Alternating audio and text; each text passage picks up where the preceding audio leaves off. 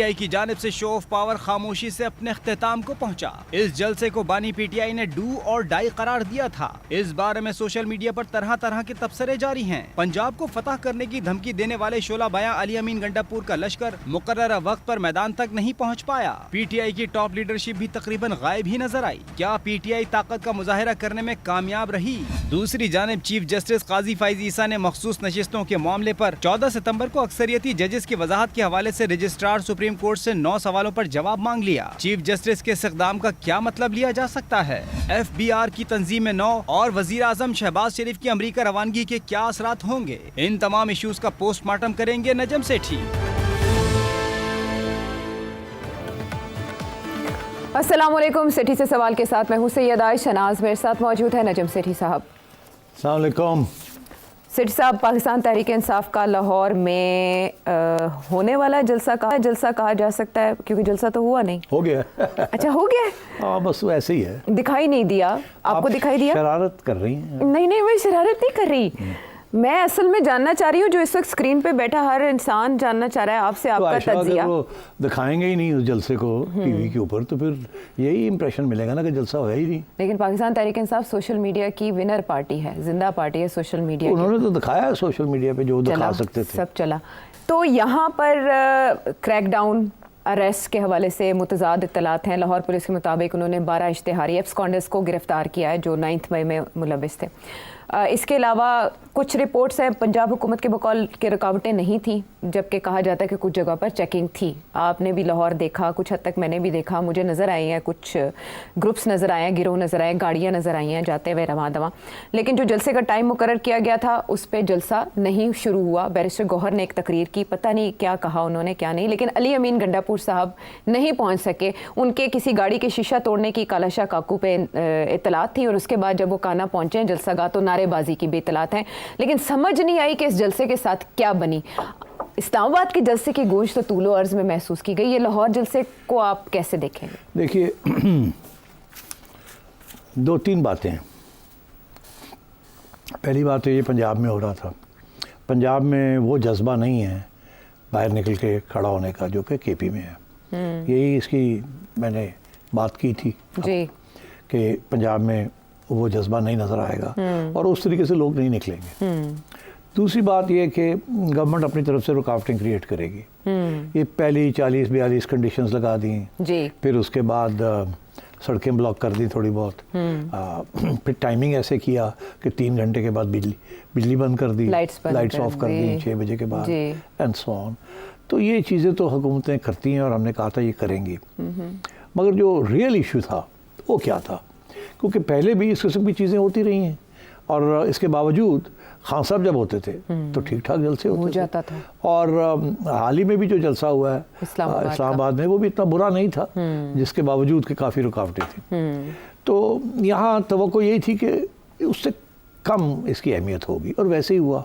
अच्छा, मगर इसमें एक और पहलू है जिसकी तरफ मैं दिखाना चाहूँगा आपको। वो पहलू कि याद है आपको जब मियाँ साहब ने आना था लंदन से इलेक्शन से पहले, हाँ 2018 की बात है, 13 जुलाई 2018। हाँ, तो शहबाज शरीफ साहब जो थे जी, वो नहीं पहुंच पाए ना एयरपोर्ट पे, नहीं पहुंच पाए, वो रीगल चौक घूमते रहे।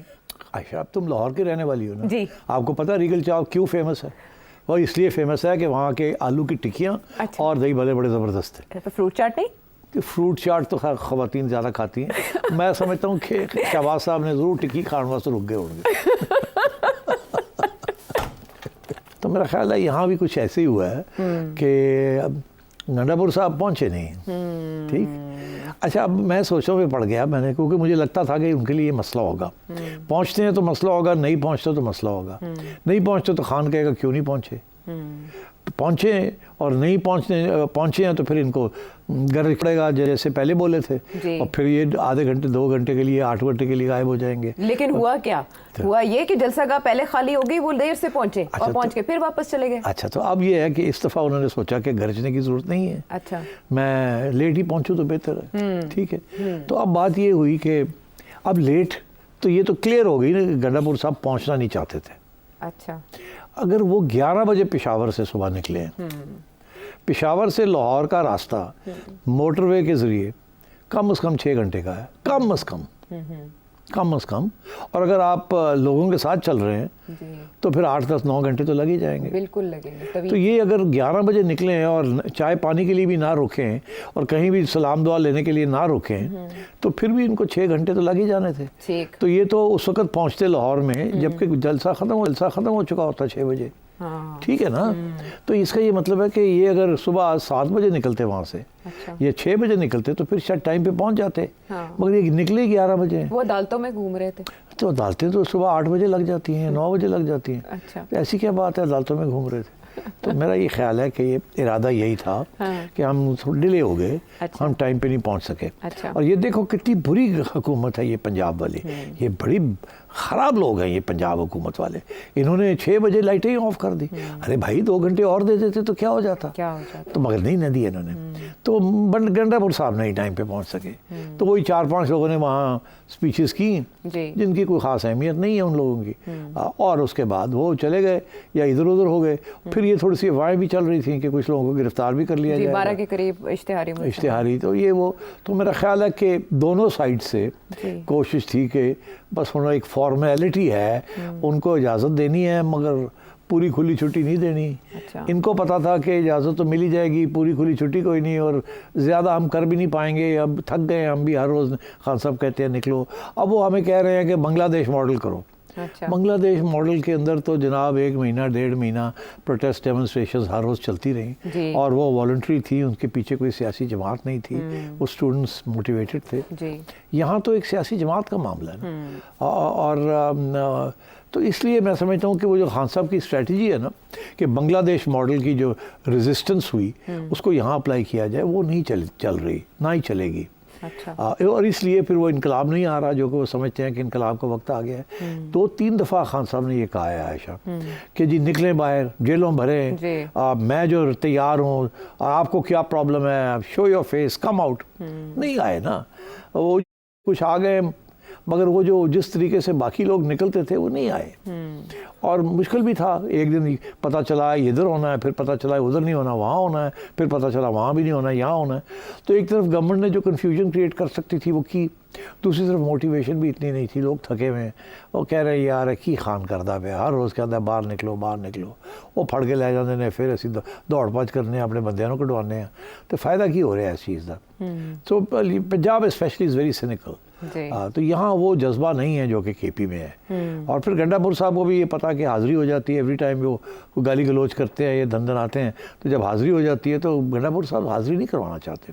एक तरफ खान साहब के सामने हाज़िरी हो जाती है, दूसरी तरफ एस्टैब्लिशमेंट के सामने हाज़िरी हो जाती है, फंसा हुआ है बेचारा गंडापुर, फंस गई जान शिकंजे अंदर। बस मतलब do you think wrong number समझा जाना चाहिए अली मीन गंडापुर साहब को पीटीआई में, अगर आज के दिन को देखा जाए तो? नहीं तो ये फिर वैसे ही है कि क्या शहबाज शरीफ साहब को रॉन्ग नंबर सोचा जाए।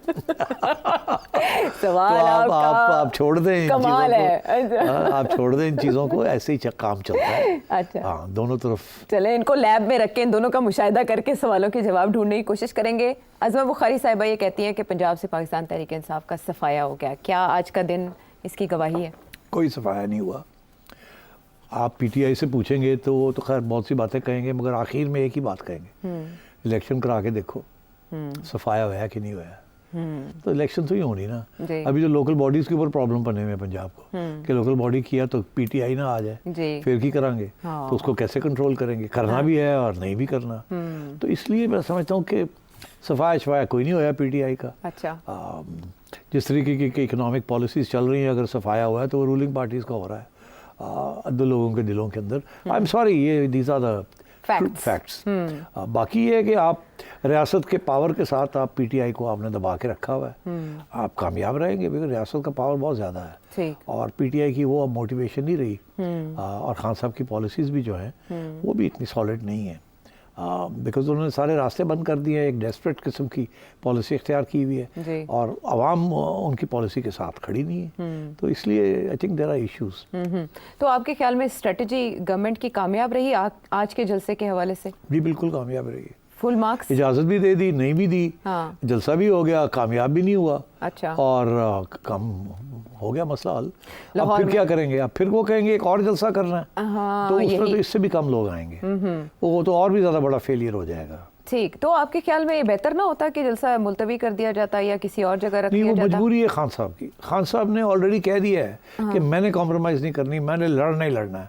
अब अगर वो लड़ेंगे नहीं तो फिर उनकी पॉलिसी कहाँ जाएगी? तो you can't have a policy of saying कि मैं लड़ूंगा और फिर आप लड़ाई जो है वो बंद कर दें और नेगोशिएशन शुरू कर दें। अच्छा। तो अब खान साहब को फैसला करना पड़ेगा कि ये टॉक फाइट है या टॉक है या फाइट है। अभी खान साहब फाइट में लगे हुए हैं। ठीक। इनकी जो पार्टी में लोग हैं वो कहते हैं टॉक फाइट करें, ठीक, मगर वो टॉक वो खान साहब कहते हैं टॉक तो मैंने सिर्फ एस्टैब्लिशमेंट के साथ करनी है और फाइट भी मैंने एस्टैब्लिशमेंट के साथ करनी है वाया द गवर्नमेंट जी। मगर वो हो नहीं पा रहा उनसे, he is not able to get his act together. तो अब और एस्टैब्लिशमेंट कहती है हमने तो बात ही नहीं करनी, बात किसी ने करनी है तो गवर्नमेंट के साथ बात करो। तो हमसे we are not part of the picture, they may be the real picture but they are not part of the overall picture in terms of who is running the government and so on. तो I think Khan sahab has to review his policies.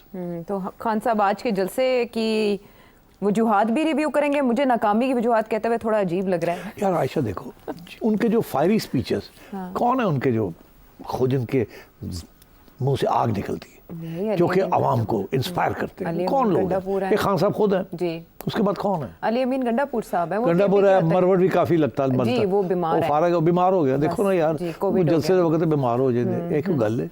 हाँ जी, ठीक है।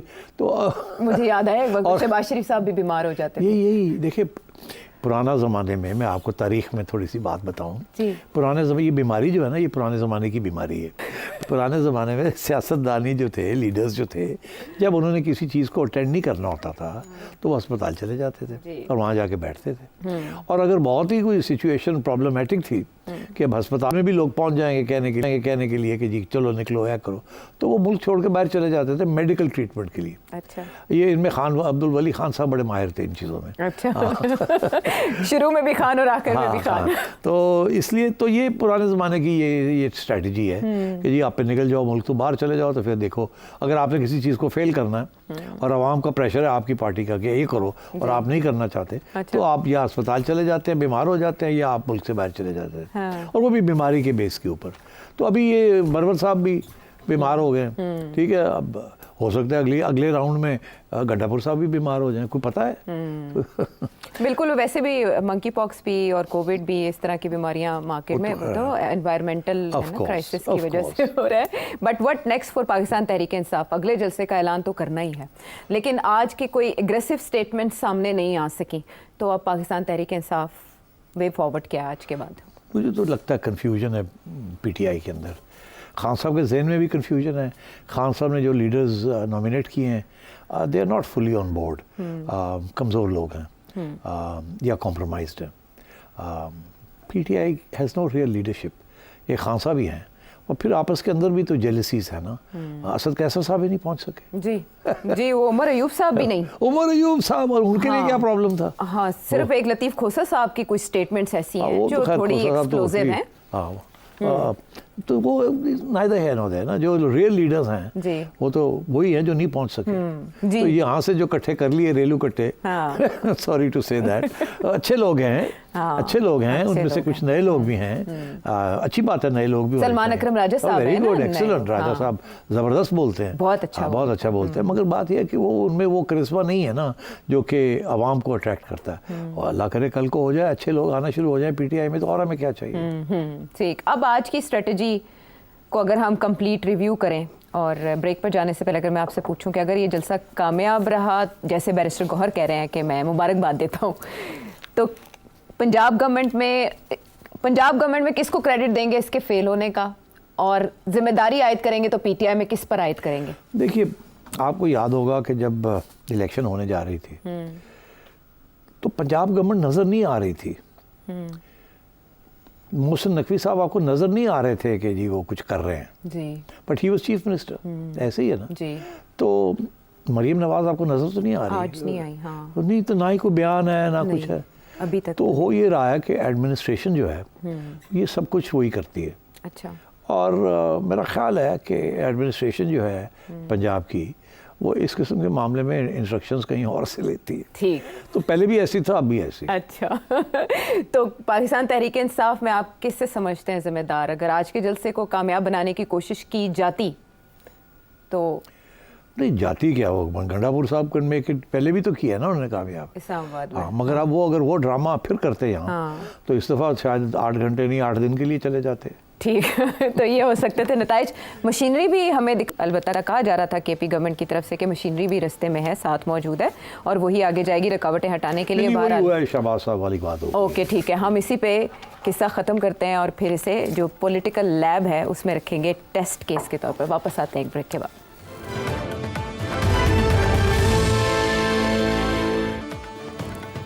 Show में साथ देने का शुक्रिया। सियासी महाज तो हमने देखा बहुत गर्म था, लेकिन का दिन गुजर जाने के बाद जलसा जिस अंजाम को पहुंचा उस पर आपका तबसरा हमने जाना। एक और महाज जो बहुत गर्म है, जिसमें रिफ्ट्स की बाकायदा ख़बरें बन रही हैं। अब पहले फैसले ख़बरें बनाते थे, अब जजेस ख़बरें बनाते हैं। असल में जो 8 जजेस की वजाहत आई उसको लेकर कल भी डिस्कशन हुई। अब उस पर चीफ जस्टिस ऑफ पाकिस्तान ने 9 सवाल उठा दिए हैं। ये क्या जाहिर करता है? देखिए, मैंने अपने तज़किये में ये कहा था कि डिप्टी रजिस्ट्रार ने जो बात की है इसकी बड़ी अहमियत है। इससे तो नज़र ये आ रहा है कि अब 2 ग्रुप्स जो हैं वो अब हाथों पैरी हो जाएंगे और डिप्टी रजिस्ट्रार ने पहला शॉट फायर कर दिया और ये ज़ाहिर अप्रूवल के बगैर नहीं किया। चीफ जस्टिस साहब की अप्रूवल होगी तो उसने ये बात की, ठीक। तो उसने चैलेंज कर दिया जी, ये हमने कल डिस्कस किया था, ठीक है।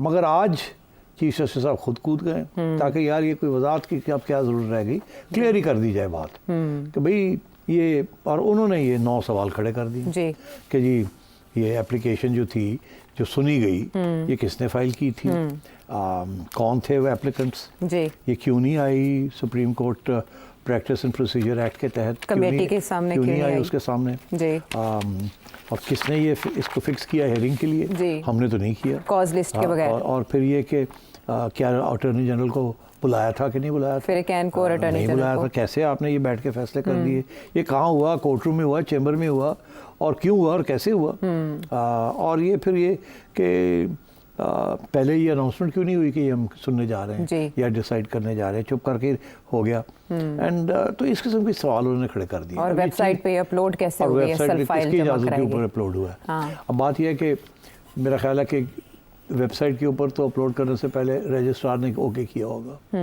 इसीलिए रजिस्ट्रार से नहीं करवाया गया, ये डिप्टी रजिस्ट्रार से ऑब्जेक्शन लगवाया गया। आप समझ गए जी। तो अब चीफ जस्टिस साहब जो है वो मैदान में आ गए, खुल के आ गए, और उन्होंने चैलेंज कर दिया कि क्लियर है कि वो जो 8 लोग जो बैठे थे उसको सुप्रीम कोर्ट के अंदर लेड बाय चीफ जस्टिस उसको इन्होंने नल एंड वॉइड डिक्लेयर करना। तो क्या मिसकंडक्ट का बन सकता है? ये तो बात धमकी है ना। अच्छा। मगर इससे जो वो तो बात भी कहा था, होगा नहीं होगा, उन्होंने क्लियर कर दिया है कि यू आर नॉट, ये आप कर नहीं सकते थे जो आपने किया, ठीक। एक कंट्रोवर्सी तो बन गई ना, अब क्लियर होगी। चीफ जस्टिस और उनके 5-6 साथी एक तरफ और ये 8 एक तरफ, 8 एक तरफ, क्लियर होगी बात।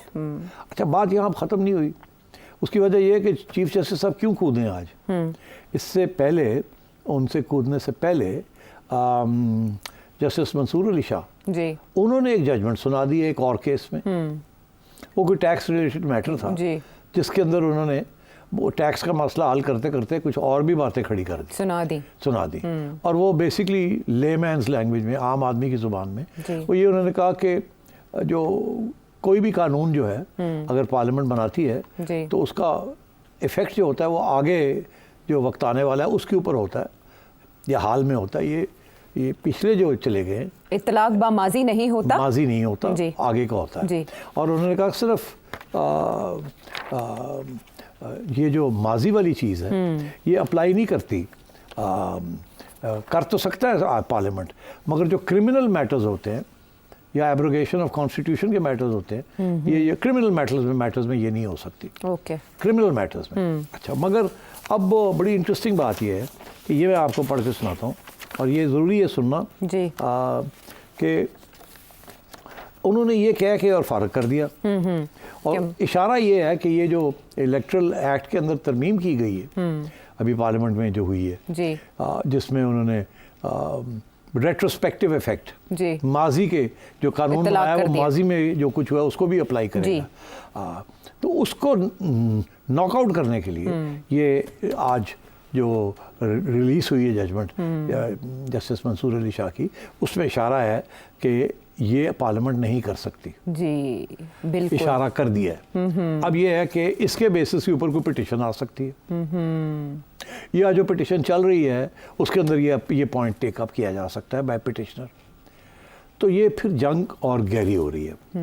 ये दूसरी तरफ से भी फायरिंग हो रही है। ठीक। उसके ऊपर चीफ जस्टिस साहब ने फायरिंग अपनी कर दी। और अब जब आप बात करते हैं लोगों के साथ, कानून गो के साथ, वो आगे से आपको कहते हैं कि ये समझ नहीं आ रही कि जस्टिस मंसूर अली शाह ने ये जो हवाला दिया है कि रेट्रोस्पेक्टिव इफेक्ट जी क्रिमिनल मैटर्स में नहीं हो सकता जी या इस किस्म की चीज़ों में नहीं हो सकता, ये तो गलत बात है। क्योंकि जब नैब का तरमीम आई थी, नैब क्रिमिनल इन्वेस्टिगेशन का इदारा है ना, तो हुआ ये था कि इन्होंने रेट्रोस्पेक्टिव इफेक्ट एक नैब कानून पास किया, ठीक, जिसके बेसिस के ऊपर शहबाज शरीफ साहब ने और बाकी लोगों ने केसेस ख़त्म करवा लिए जी। उसके बाद वो चैलेंज हो गया जी, और उस बेंच में जस्टिस मंसूर भी बैठे। जब चैलेंज हुआ तो पेशावर हाई कोर्ट ने जब चैलेंज हो गया तो मंसूर अली शाह साहब ने और ये जिस बेंच ने उड़ा के रख दिया उसको। जी, उसमें जस्टिस बंदयाल थे। हाँ। और मंसूर अली शाह भी थे। मेरा ख्याल है शाह साहब नहीं थे। शाह साहब थे। 2-1 से फैसला आया था। अच्छा, हाँ। तो वो उड़ा दिया उन्होंने जी कि जी आप नहीं कर सकती जी, हालांकि वो क्रिमिनल मैटर है। तो उस वक्त तो कानून सही था, कानून के मुताबिक उन्होंने उड़ा दिया। क्योंकि मगर अब क्या हुआ, जब वो अपील हुई जी तो काजी साहब ने एक नया बेंच बनाया, बहुत बड़ा बेंच बनाया, जिसके अंदर मंसूर अली शाह तो नहीं थे मगर अतर मिनल्ला थे जी। 5 रुकनी बेंच था, उसमें उनका एक इजाफी नोट 5 रुकनी था जी। तो उसमें रिव्यू पिटिशन में उन्होंने ये लिख दिया कि कर सकते हैं, पार्लियामेंट कर सकती है। हाँ, गेट कीपर नहीं हो सकते हैं, पार्लियामेंट कर सकते जी। तो अब पार्लियामेंट को तो खुली छुट्टी मिल गई रेट्रोस्पेक्टिव इफेक्ट करने की। हाँ।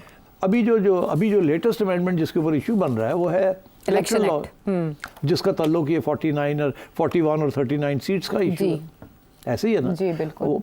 वो जो था केस, वो केस का भी बता दिया जाए कि ये था कि चैलेंज हो गया था कि जी ये सीटें जो हैं ये पीटीआई की सीटें हैं जी। सुन्नी इत्तेहाद काउंसिल चली गई थी कि आप हमें खुसूसी वो जो रिजर्व सीट्स हैं वो दें, वो पेशावर हाई कोर्ट ने उड़ा के रख दिया। उन्होंने कहा नहीं जी, आपको नहीं मिलती। और फिर वो चैलेंज हो गया। फिर वो चैलेंज हुआ और ये 8 जजेस ने ये कहा कि नहीं वो भी मिलेगी और भी बड़ा कुछ मिल जाएगा आपको। पीटीआई को देंगे। तो फिर ये जब ये हुआ सुप्रीम कोर्ट तो फिर पार्लियामेंट ने फिर अमेंडमेंट कर दी। उन्होंने एक्चुअली जो अमेंडमेंट की है वो ये कि उन्होंने क्लियर कर दिया कि ये नहीं हो सकता। बिल्कुल, जमात से वाबस्तगी का सर्टिफिकेट है कि जी टाइम पे लिस्ट नहीं दी, ये नहीं किया, वो नहीं किया। और एक्चुअली मैं बात कर रहा था, वो लोग जो कि ड्राफ्ट करते हैं इस किस्म की चीज़ें, वो कह रहे हैं कि एक्चुअली ये अमेंडमेंट इतनी नहीं है, ये क्लैरिफिकेशन है एक किस्म की, मगर अमेंडमेंट के तौर पे इसको पेश किया गया है। क्योंकि जो रूल्स बनाए गए थे relating to that electoral law, उनको वाजे करके in the form of an ordinance कि जी आप अगर आपने उस वक्त ये नहीं किया तो बाद में नहीं कर सकते, and so on and so fourth, वो सारी इश्यूज जो हैं वो वाजे कर दिए। तो अब ये उसके बेसिस के ऊपर स्पीकर साहब जो हैं उन्होंने कहा जी सारी सीटें साड़ियाँ ने जी, उन्होंने लेटर लिख के लिस्ट जारी कर दी। वो अब इंटरप्रेट कर रहे हैं जो नया अमेंडमेंट उसको जी। उधर से इलेक्शन कमीशन जो है वो फंस गई बीच में, जैसे मैंने कल कहा था। एक तरफ ये 8 जजेस का फैसला है, दूसरी तरफ इलेक्शन कमीशन खुद कह चुकी है कि उनमें से जो 39 है वो तो हम मान लेते हैं मगर 41 नहीं मानते। तो अब ये सारी चीज़ें चल रही हैं। और उधर से चीफ जस्टिस साहब और the chief justice to be बन गया between Qazi Faez sahab and justice Mansoor Ali Shah, और ये मैच चलता रहेगा। और ये मैच अब खुल गया और उधर से अब नए ड्रामे शुरू हो गए हैं, कॉन्स्टिट्यूशनल कोर्ट, ये होगा वो होगा। और उन्होंने पहला जो है ना फायरिंग कर दी है हुकूमत ने, उन्होंने वो जो रिवर्स कर दिया है वो कानून कि जी वो जो प्रैक्टिस एंड प्रोसीजर कि जो 3 जज बैठते थे बेंचेस बनाने के लिए जिसके अंदर सीनियर 3 होते थे, वो हटा के उन्होंने कहा जी पहले 2 और तीसरा जो है वो पहला वो चीफ जस्टिस की मर्जी से करेगा। हाँ। उन्होंने फिर वो जज ले आए हैं जो कि चीफ जस्टिस के साथ खड़ा होगा। ठीक है, तो अब एक और इंटरेस्टिंग मौका आने जा रहा है दिन जब इस कमेटी का इजलास होगा जिसके लिए बाकायदा जारी कर दिया गया है सुप्रीम कोर्ट की जानिब से लिस्ट, और इस कमेटी में जस्टिस मुनीब की जगह जस्टिस अमीनुद्दीन ले चुके हैं, तो जस्टिस मंसूर भी इस कमेटी में शामिल है। तो क्या नतीजा निकलता है उस इजलास का, बहुत इंटरेस्टिंग आने वाले दिन। आते हैं ब्रेक के बाद वापस।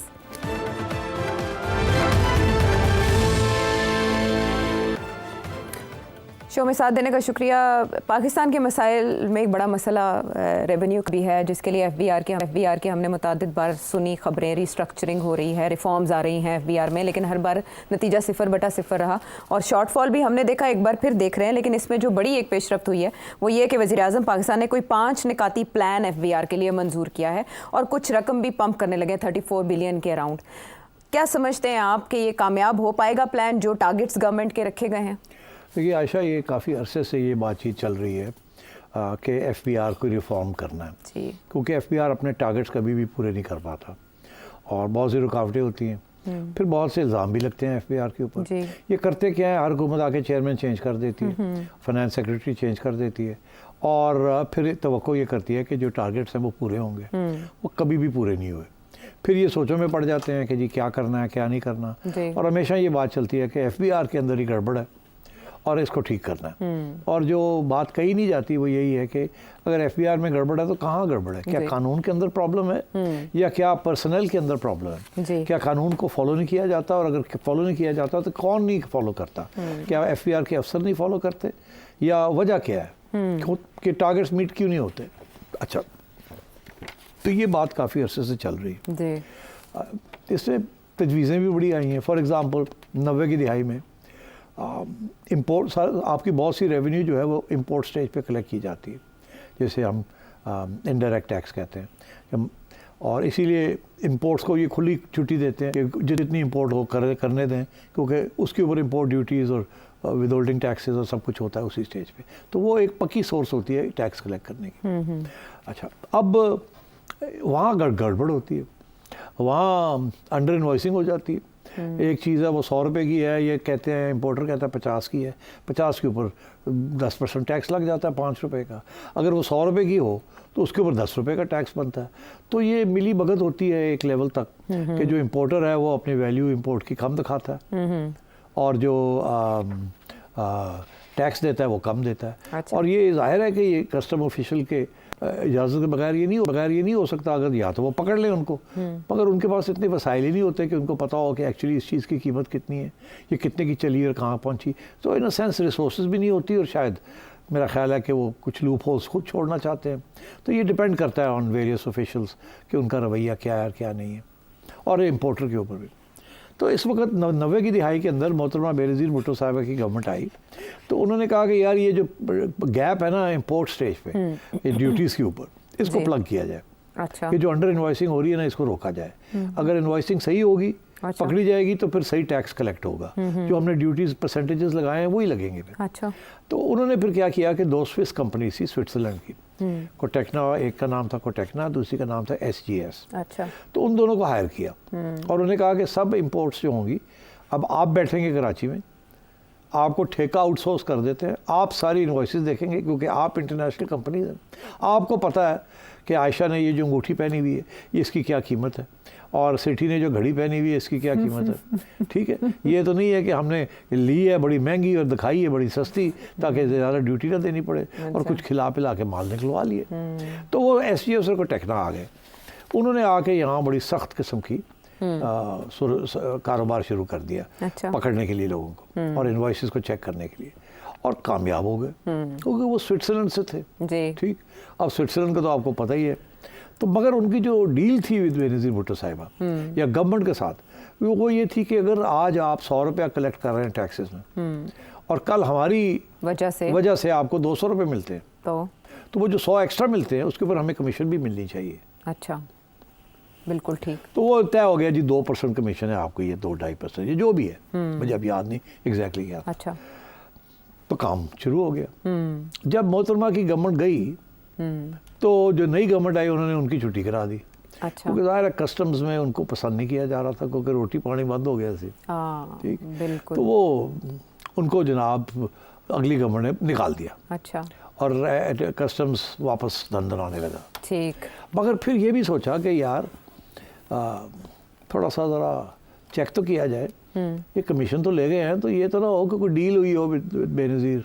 हाँ, वो रेफरेंसेस भी जरदारी साहब पे बने, तो फिर रेफरेंसेस बन गए और स्विट्जरलैंड के अंदर केस भी खुल गया कि SGS और टेक्ना ने ब्राइब दी है to the People's Party. Okay.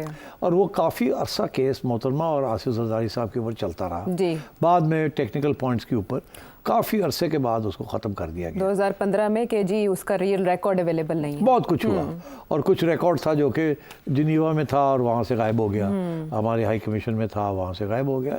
ऐसे ही होता है, धूल तो हो वो जाता है केस फिर आगे बढ़ नहीं सका। जी। मगर ये हमें याद है कि SES उनके टेक्न हुए और उसमें और भी कुछ किकबैक्स भी थी। ठीक। मगर मैं किकबैक्स की तरफ नहीं जाता बिकॉज उसकी अहमियत इस आर्गूमेंट के लिए ज़रूरी नहीं है।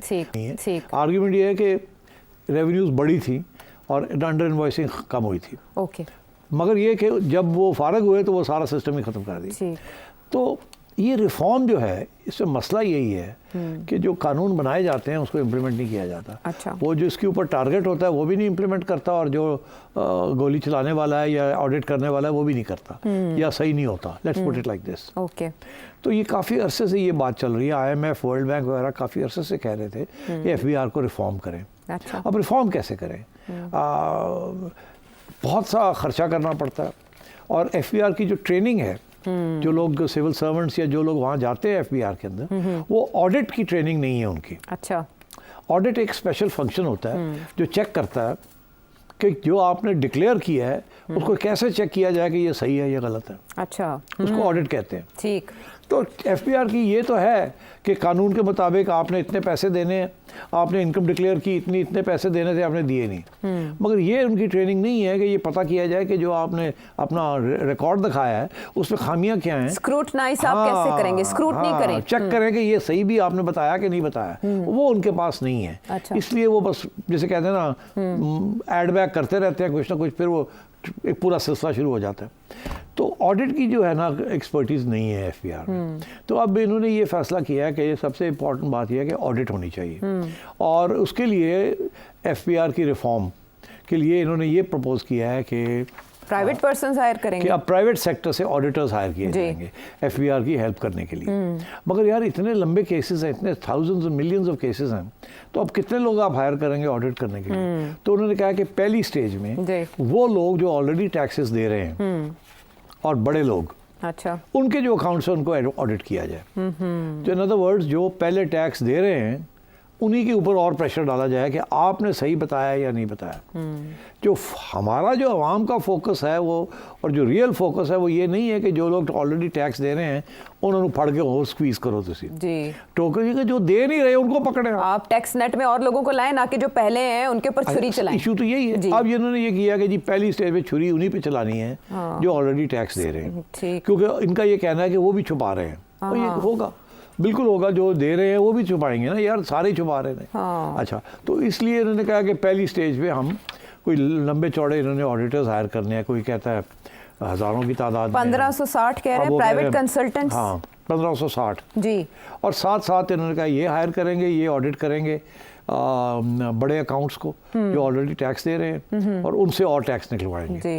एक ये, दूसरा ये कि इन्होंने कोई 34 अरब रुपए का बजट बनाया है जो FBR के देंगे अफसरों को, तनख्वाहें बढ़ाएंगे, रिवॉर्ड्स बढ़ाएंगे, बोनसेस देंगे कि आपने पकड़ लिया इतना तो अच्छा आपको इतना मिलेगा उसका हिस्सा, जैसे नैब में भी था।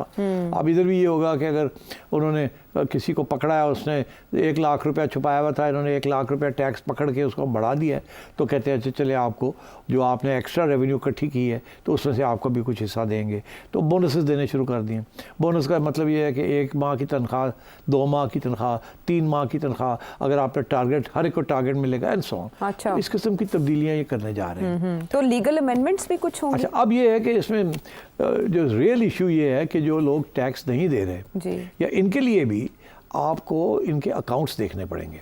Accounts specially bank accounts, because ये अकाउंट्स तो वो लिख के दे देते हैं, मगर जो बैंक पैसा तो बैंक में आता है और बैंक से जाता है। अभी जो कानून है वो ये है कि बैंक के कानून अकाउंट्स आप नहीं देख सकते जी, आप वहाँ नहीं जा सकते। इलीगल है ना सेक्शन 216 के अंडर। हाँ, वो इलीगल है जी। अब ये है कि इस ऑडिट के लिए वहाँ जाना पड़ेगा। फिर क्या होगा? तो इसलिए अब ये उनको ये भी कहा गया है कि वकील भी हायर करें क्योंकि ये चैलेंज होंगी। ओके। तो जब चैलेंज होंगी या बैंक्स आगे से ना कर देंगे, आप कहेंगे जी आयशा का या नजम सेठी का अकाउंट दिखाएं, ठीक हम इतने साल से इतना देखना चाहते हैं, या आप हमें अभी बताएं, वो बैंक्स देते नहीं है डेटा जी, वो क्योंकि कानून के मुताबिक वो नहीं दे सकते। बैंक्स की कॉन्फिडेंशियलिटी के ऊपर सारा बैंकिंग सिस्टम चलता है। अगर बैंकों ने आपका सारा अगला पिछला खोल दिया तो फिर बैंकों की तरफ कौन जाएगा, लोग लॉकरों में रखना शुरू कर देंगे, फिर ये अंडरग्राउंड इकोनॉमी बढ़ती जाती है। तो फिर इंटरनेशनल प्रैक्टिस है ऐसे कि शेयर किए जाते हैं? नहीं, बैंकिंग डेटा नहीं शेयर किया जाता unless there are exceptional circumstances.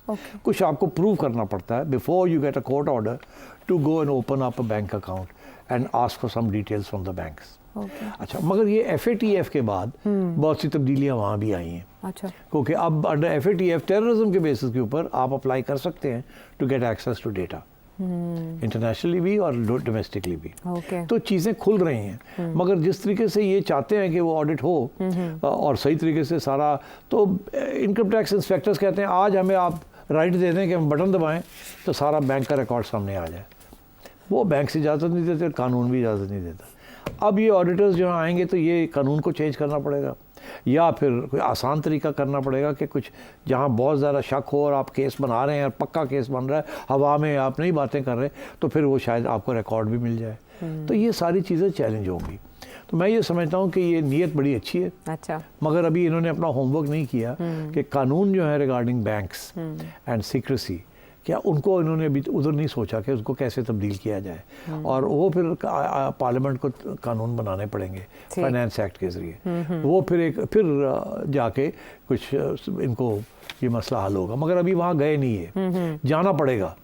अभी ऐसे लगता है कि प्रेशर बड़ा था शहबाज शरीफ साहब के ऊपर, तो उन्होंने कहा कुछ तो करो ना यार।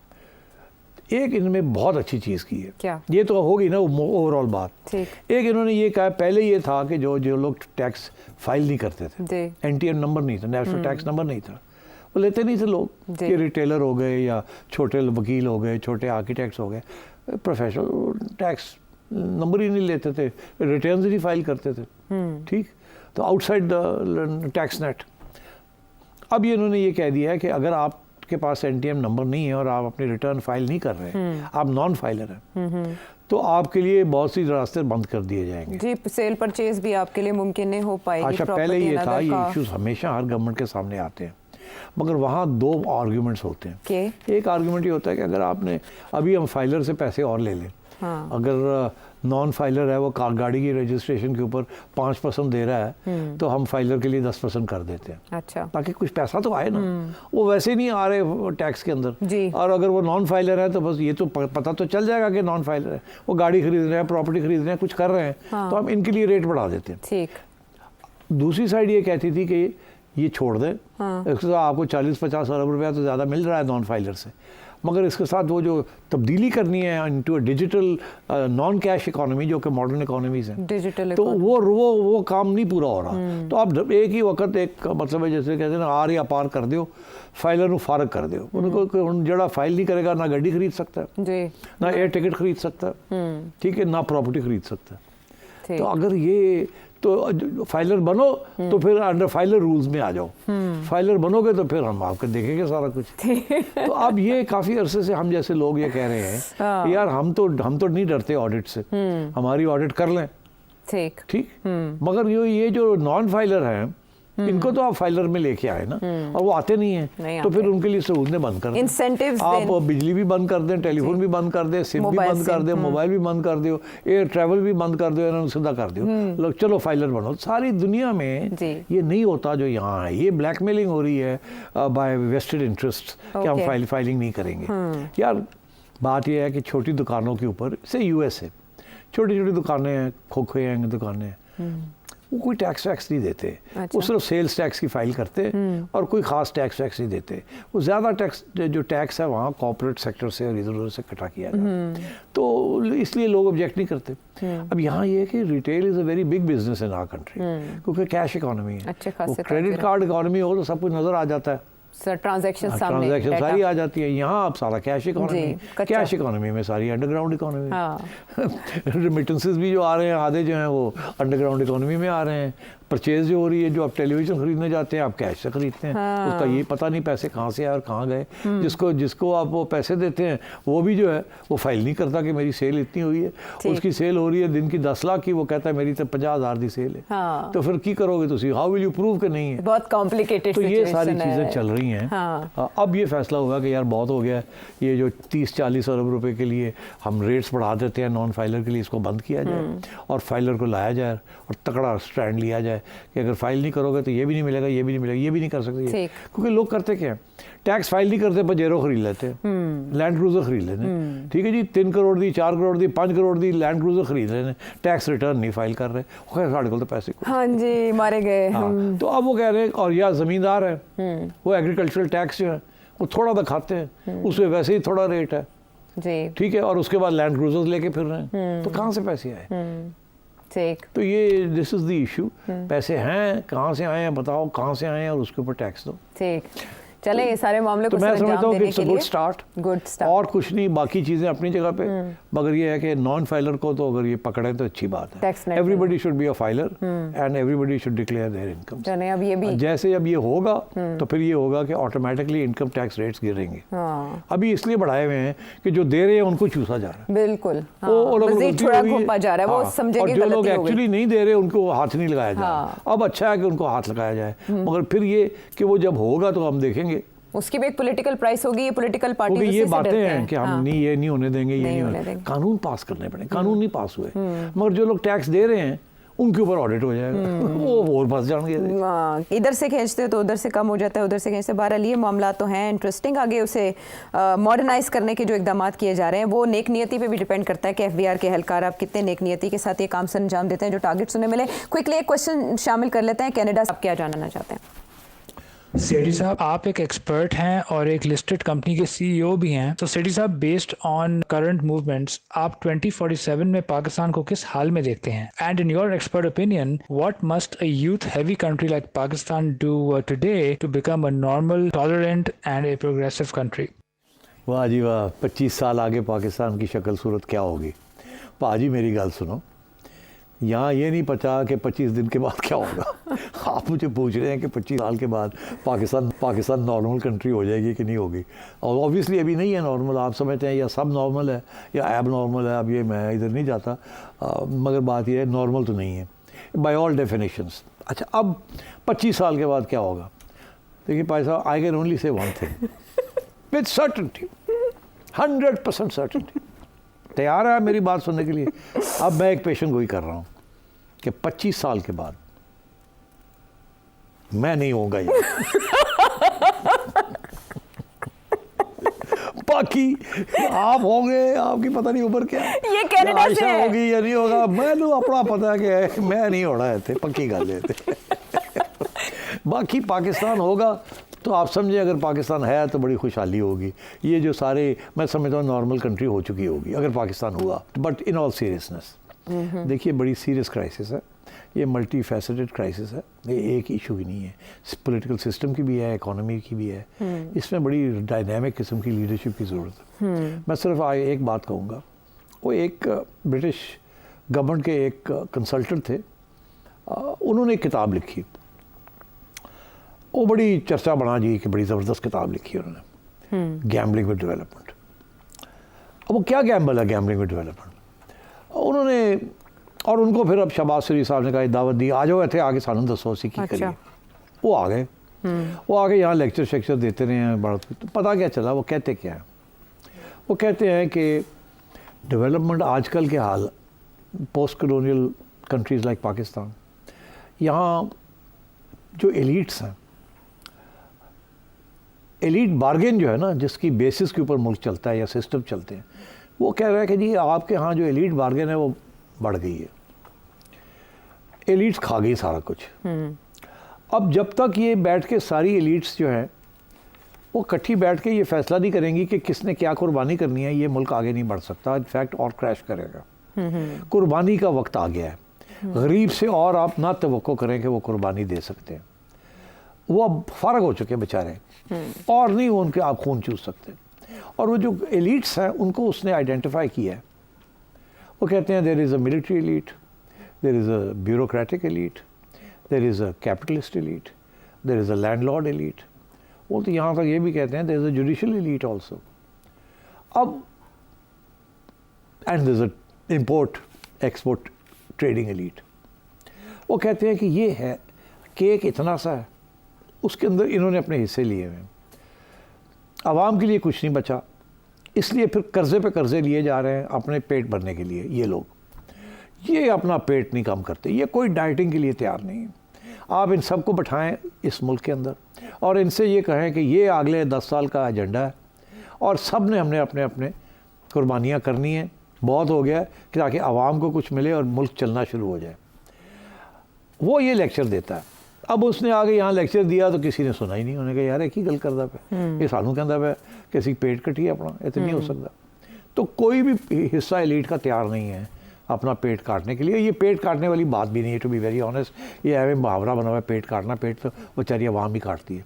एलीट्स पेट वेट कोई नहीं काटते, उनको सिर्फ इतना कहा जा रहा है कि अगर तुसी हुण इन्ने पैसे कमा रहे हो तो थोड़ा कट कर दिओ, तुसी थोड़ा जब घट बजट लै लो, तुसी थोड़ी जी वेस्टेज घट कर दिओ, तुसी ये कर लो, तुसी वो कर लो, और थोड़ा जब पैसा जड़ा है और डेवलपमेंट वास्ते और आवाम दी पॉवर्टी रिडक्शन वास्ते कर दिओ। हाँ।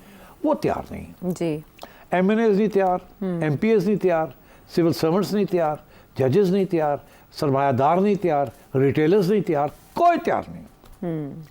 और सब पहले आप लगा हुआ है और कोई भी शुरू नहीं करता। तो this is way we are. आप कभी चाइना के पास भागते हैं, कभी सऊदी अरेबिया के पास भागते हैं, अमेरिका तो अब आपको बेल आउट करने के तैयार नहीं है। तो आपकी ऑप्शंस दिन ब दिन डिमिनिश हो रही हैं और आपने कोई ऐसे इकदाम नहीं किए जिसकी वजह से आप ये जो ऑप्शंस हैं इनको एक बढ़ाएं या ये जो डेट है इसको आप कम करें किसी तरीके के साथ। तो अनफॉर्चुनेटली वो तरीका अभी तक कोई अपना नहीं रहा है। देयरफॉर मुझे अगर आप पूछेंगे कि जी 2 साल में 3 साल में क्या होगा, मैं I have difficulty telling you, because economic revival तो अभी सोच भी नहीं कोई सकता। अभी तो ब्लीडिंग रोकने की कोशिश होगी।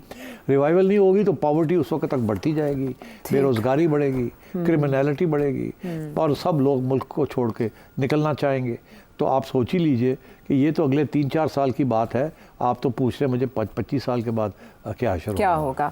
मसले के हल के लिए को शनाख्त करना, बीमारी की शनाख्त करना बहुत ज़रूरी है। अभी तो हम उस मरहले तक ही नहीं पहुँचे, मसले का हल होना तो दूर की बात। बहरहाल आदिल साहब सरगोदा से, फसी दुबई से, लकी भरवानी राजस्थान इंडिया से भी जानना चाहते तो कुछ वक्त की कमी के बायस माजर चाहते हैं, लेकिन सवाल आप भेजते रहिए, कनेक्टेड रहिए। अगले प्रोग्राम तक के लिए इजाज़त दीजिए।